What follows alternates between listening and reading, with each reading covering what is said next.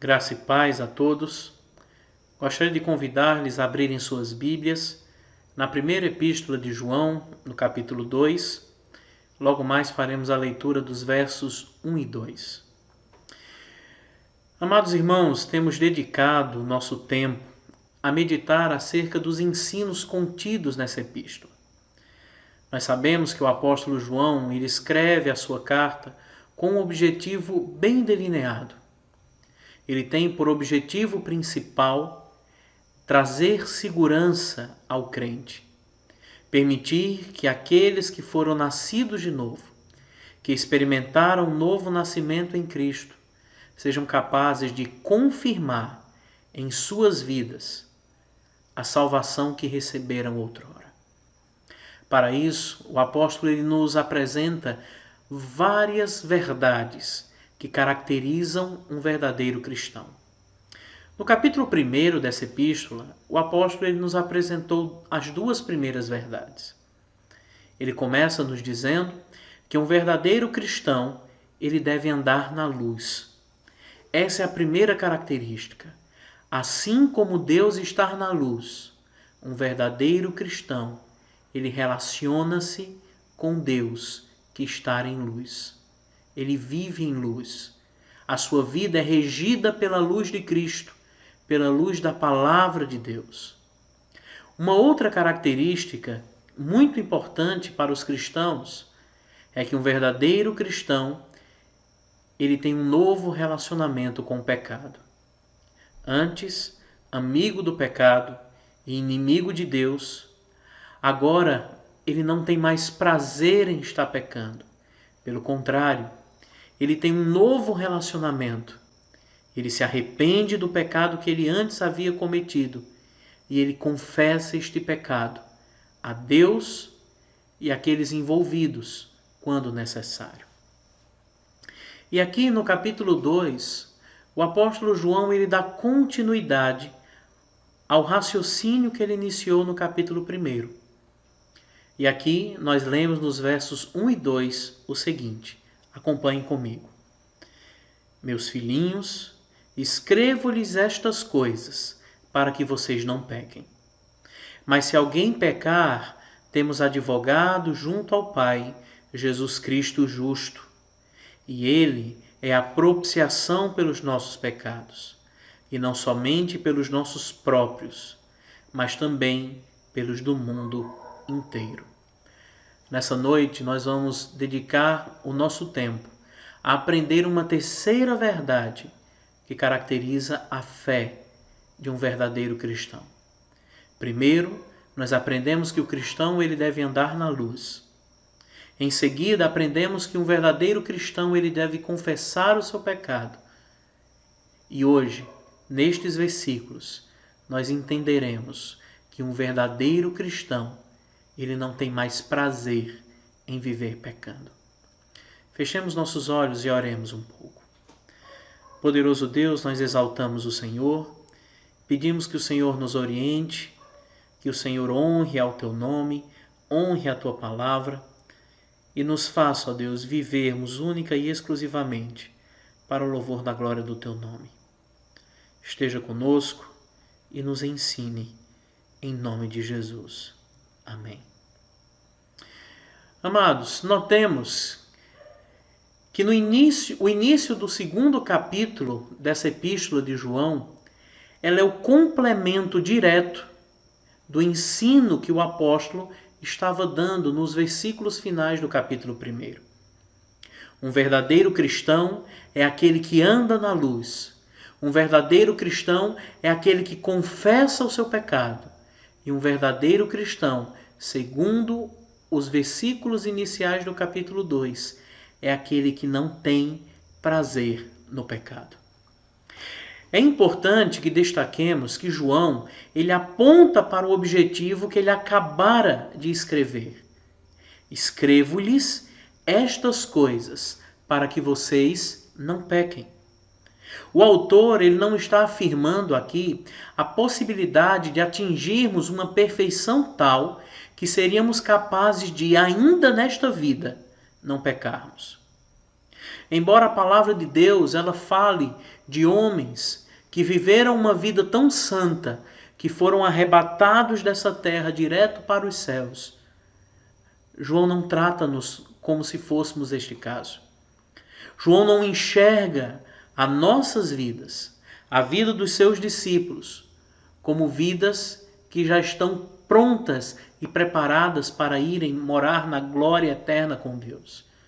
João ele é claro em olhar para os seus discípulos e em afirmar: estas coisas eu escrevi para que vocês não pequem.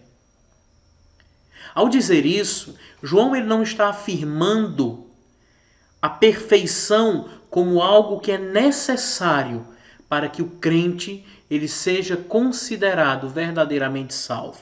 Longe disso. João ele está apenas apontando para a necessidade que temos como verdadeiros filhos de Deus em não mais vivermos em pecado. Nós sabemos que uma vez salvos, fomos salvos para um relacionamento com Deus. E ao relacionarmos-nos com o Senhor, nós precisamos desprezar o pecado que antes nós servíamos. Observe também que João ele está olhando para seus leitores não como um doutrinador distante, alguém que lhes ensina algo apenas por lhes ensinar. João ele escreve como um pai falando com seus filhos. Isso é claro para nós quando lemos a primeira expressão do versículo 1. João, ele inicia esse versículo dizendo o seguinte: meus filhinhos. Essa expressão, ela denota que havia um relacionamento muito próximo entre o autor dessa epístola e os destinatários da mesma.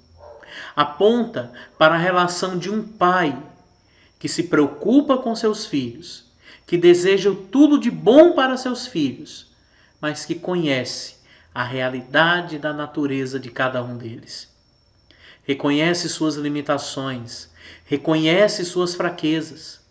E ao apresentar-nos essas duas primeiras marcas no capítulo 1, o apóstolo ele conclui dizendo: é assim que vocês devem proceder. Vocês devem andar na luz. Vocês devem confessar o pecado de vocês. Mas, acima de tudo, eu escrevo isso para que vocês não pequem. É assim que vocês devem andar. Distantes do pecado. Não pequem, meus filhos. Se vocês verdadeiramente são filhos de Deus, não pequem. É para isso que nós fomos chamados. Para viver uma vida santa, uma vida reta, uma vida de pureza. Entretanto, embora esta vida santa ela seja necessária para o crente, nós devemos entender que em nossa caminhada alguns acidentes acontecem. É possível que enquanto caminhamos venhamos a pecar. Existem muitas tentações ao nosso redor. A nossa carne é fraca, como as pessoas gostam de dizer. A nossa natureza ela é inclinada ao mal.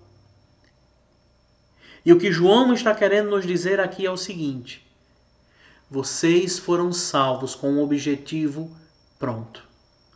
O objetivo é: não pequem. Foi para isso que o Senhor nos salvou, para termos um relacionamento de pureza com Ele. Um relacionamento de amizade com Deus e inimizade com o pecado.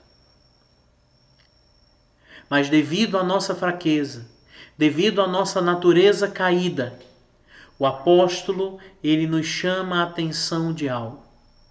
Ele continua no verso 1 dizendo o seguinte: mas se alguém vier a pecar, Saiba, nós temos um advogado junto ao Pai. Paráfrase minha.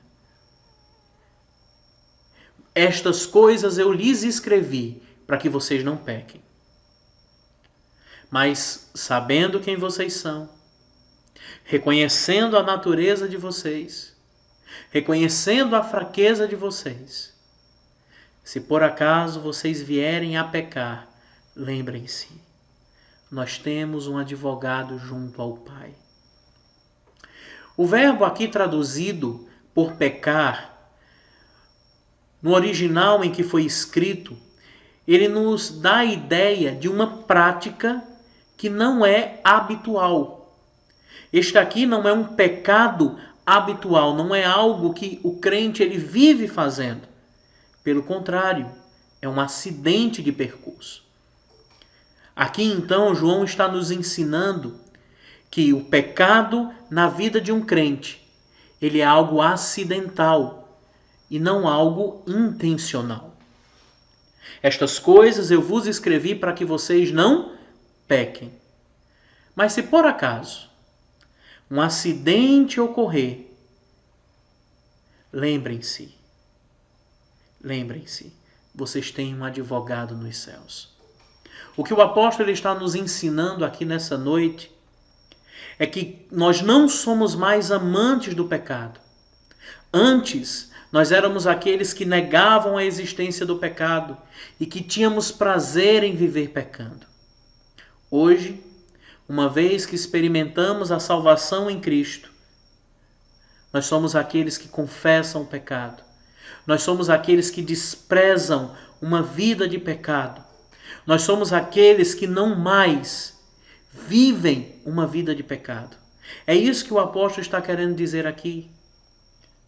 Uma vez que fomos livres da culpa do pecado, uma vez que pela ação do Espírito nós fomos livres do poder do pecado, precisamos ter em nossa mente que da presença do pecado nós seremos livres um dia.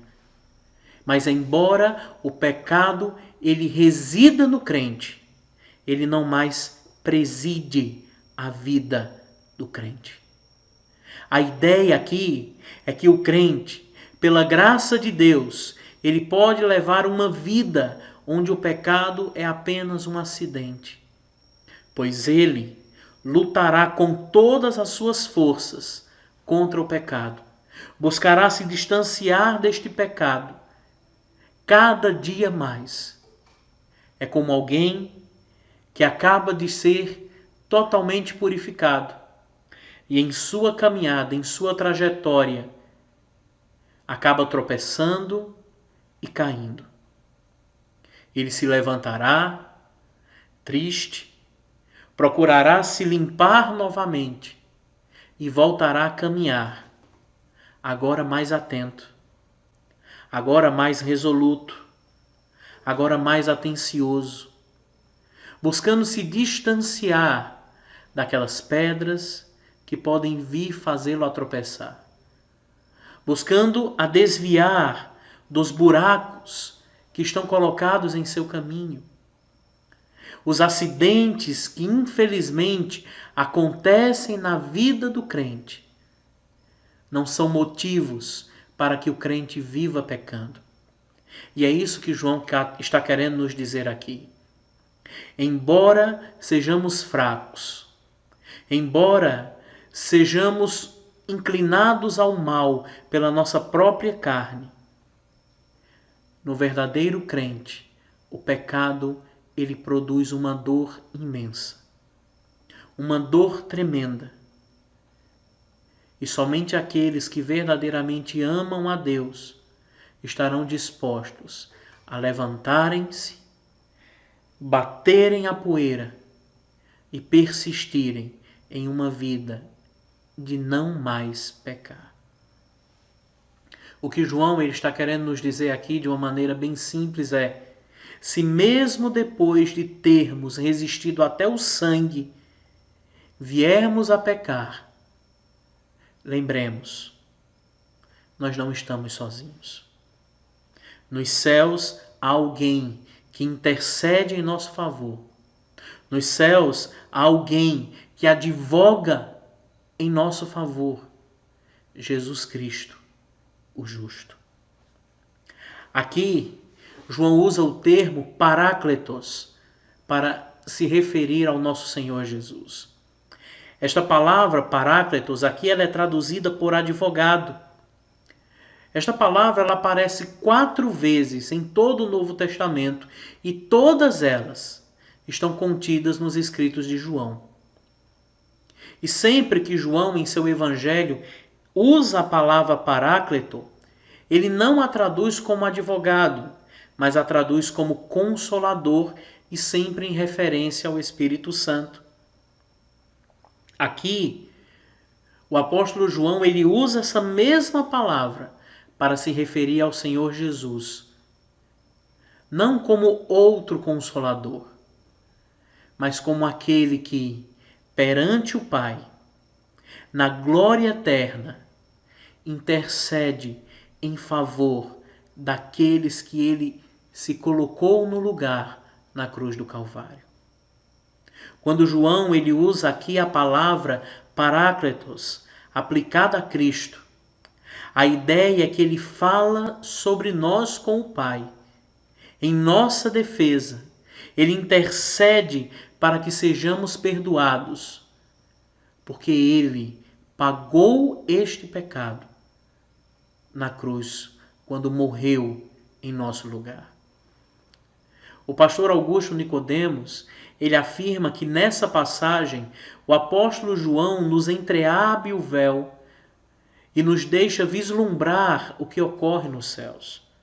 Quando o crente cai em pecado e humildemente busca a Deus em confissão, a cena aqui trazida por ele é a de um tribunal, onde o crente culpado é trazido diante da justiça divina que o acusa, que aponta o seu pecado, que o faz sofrer, que o faz se arrepender. Mas lá ele não está só. Ele tem ao seu lado o mais eficaz de todos os advogados, Jesus Cristo, o justo. Este título aqui, o justo, ele aponta para o caráter da perfeição de Cristo. Jesus, ele se fez homem. Ele tomou sobre si as dores que estavam reservadas a nós. Ele levou sobre seus ombros o castigo que estava reservado a mim e a você pelo pecado que nós cometemos contra Deus. Ele é o justo que veio para morrer pelos injustos. E sendo justo, Jesus pode comparecer diante de Deus e tem autoridade em sua própria justiça para defender aqueles que aos seus pés, arrependidos, confessam os seus pecados e não têm prazer em uma vida de pecados. Entretanto, João ele não aponta apenas para Jesus como justo, mas ele nos chama a atenção ao fato de que Jesus é o justo e, ao mesmo tempo, o justificador de todos os crentes. Ao dizer que ele é a propiciação pelos nossos pecados, João, ele traz à tona a natureza do sacrifício de Cristo. Se somos salvos, somos por causa de Cristo. Se somos justificados, nós somos porque sobre a nossa vida foi colocada a justiça de Cristo. Como advogado, Jesus não apenas advoga em nosso favor, mas ele advoga embasado em seu próprio sacrifício. Ele nos defende porque ele mesmo pagou o nosso pecado. Ele é a propiciação pelos nossos pecados. A palavra propiciação, ela no Antigo Testamento está ligada ao ato de animais serem sacrificados e o sangue desses animais serem derramados para pagar o pecado daqueles que estavam sendo expiados naquele momento. Esse sacrifício, ele era oferecido com um propósito definido, o de cobrir os pecados do pecador. E ao cobrir os pecados do pecador, ele buscava afastar a ira de Deus, buscava satisfazer a justiça divina. E na cruz do Calvário, de uma vez por todas, Jesus pagou o preço do nosso pecado. Ele derramou sobre aquela cruz sangue divino. Sangue que nos reconciliou com o Pai, não por nossa justiça, mas pela justiça dele. Paulo nos diz lá em Romanos, capítulo 3, verso 25, a quem Deus apresentou como propiciação no seu sangue, mediante a fé. Deus fez isso para manifestar a sua justiça, por ter ele, na sua tolerância, deixado impunes os pecados anteriormente cometidos. Este sacrifício, meus irmãos, ele é um sacrifício tremendo. É ele que nos dá entrada nos céus. É ele que nos justifica perante o Pai. E é um sacrifício que tem um alcance tremendo. Eu chamo sua atenção aqui agora para o verso 2. Leia comigo o verso 2. O verso diz: e ele é a propiciação pelos nossos pecados. Atenção. E não somente pelos nossos próprios, mas também pelos pecados do mundo inteiro. O que é que João está querendo ensinar aqui? Vamos partir de um princípio fundamental. João, ele não está ensinando aqui acerca da doutrina do universalismo, que prega que o sacrifício de Cristo foi por toda a humanidade. É bem verdade que o sacrifício de Jesus, ele tem poder suficiente para salvar toda a humanidade. Mas aqui, alguns teólogos afirmam que João ele trata acerca de uma compreensão de duas palavras. Nós precisamos entender a relação entre suficiência e eficácia. Na cruz do Calvário, o sangue de Jesus, ele é suficiente. Ele tem poder suficiente para perdoar todos os pecados. Mas afirmar isso, sem aplicar a ideia da eficiência, seria dizer que aqueles que ainda se perdem não foram alcançados pelo sacrifício de Cristo. E se eles se perderam, afirmar isso é dizer que o sacrifício de Jesus foi em vão. Então nós entendemos esta verdade. O sacrifício de Jesus, ele é suficientemente capaz de salvar a todos. Porém, ele é eficiente para aqueles que creram. Na cruz do Calvário, todos os que creram, todos os que foram eleitos, todos os que foram salvos antes da fundação do mundo, receberam sobre si os efeitos do sacrifício de Cristo. Foram salvos por ele e experimentarão uma salvação eterna. E o que é que caracteriza estes? Eles são caracterizados pela seguinte verdade: que um verdadeiro cristão, ele não tem prazer em viver pecando. Ele não tem prazer em uma vida de pecado. Deus, meus irmãos, ele nos deu a Bíblia para que nós aprendamos a não pecar. Ao lermos ela, ao contemplarmos toda a história da humanidade e ao contemplarmos a vontade de Deus para aqueles que ele salvou, nós vemos que fomos separados para sermos uma nação santa. E como nação santa, é nosso dever vivermos longe do pecado. Sabemos que isto não é possível. Até grandes heróis da fé, como Abraão, Moisés, Davi, eles pecaram. Mas há uma característica que os diferencia dos demais homens. É que eles não viveram pecando. Ao reconhecerem seu pecado, eles buscaram distanciar-se dessa vida. Eles buscaram adquirir um novo relacionamento com Deus através de uma vida que não tinha prazer no pecado. Quem usa a Bíblia para tentar justificar os seus pecados,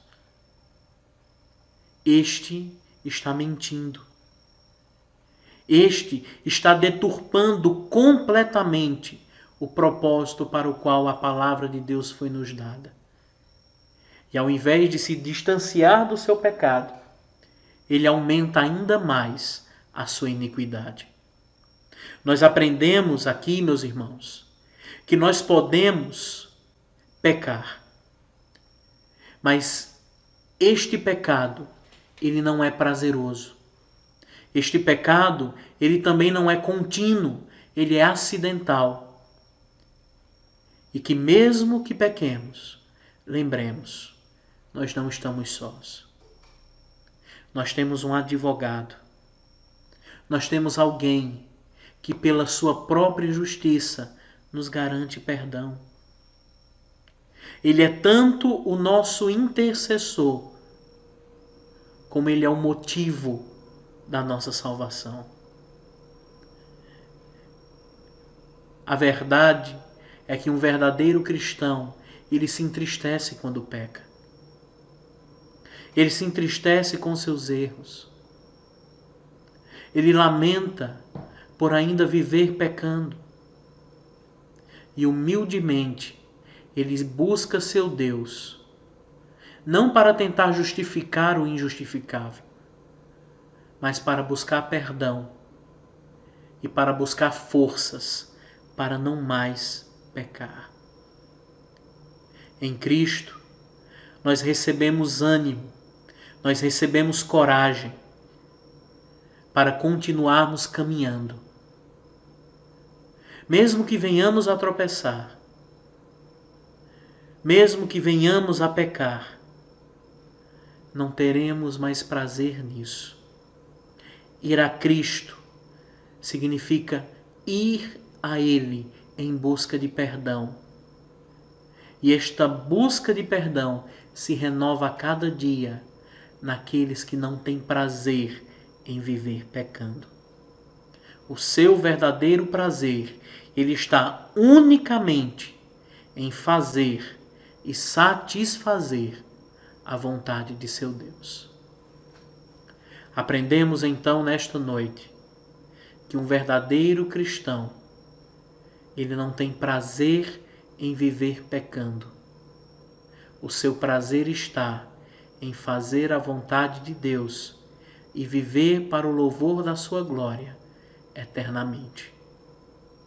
Que o Senhor aplique esta palavra aos nossos corações e que Ele nos ensine a viver uma vida longe do pecado. A Ele toda honra e toda glória, para todo sempre. Amém.